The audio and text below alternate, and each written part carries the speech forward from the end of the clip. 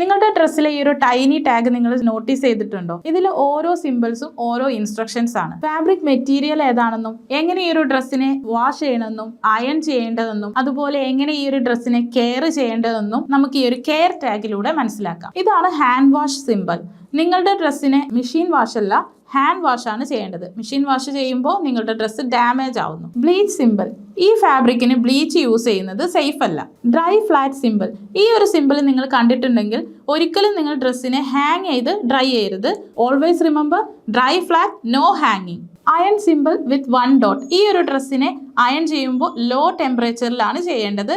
ഡോട്ടുകൾ കൂടുന്നതിനനുസരിച്ച് ടെമ്പറേച്ചറും കൂടുന്നു. Next one, dry cleaning symbol. Dry cleaning ഈ ഒരു ഫാബ്രിക്കിനെ ഡാമേജ് ചെയ്യുന്നു. Do not wring. After wash നിങ്ങൾ ഡ്രസ്സിനെ ഒരിക്കലും ട്വിസ്റ്റ് ചെയ്ത് സ്ക്വീസ് ചെയ്യരുത്. ഇത് ഡ്രസ്സിന്റെ ഷേപ്പ് സ്പോയിൽ ചെയ്യുന്നു. സോ ജെന്റ്ലി പ്രസ് ചെയ്യുകയാണ് ചെയ്യേണ്ടത്. So next time dress purchase ചെയ്യുമ്പോൾ കെയർ ലാബിൽ കൂടി ചെക്ക് ചെയ്യൂ.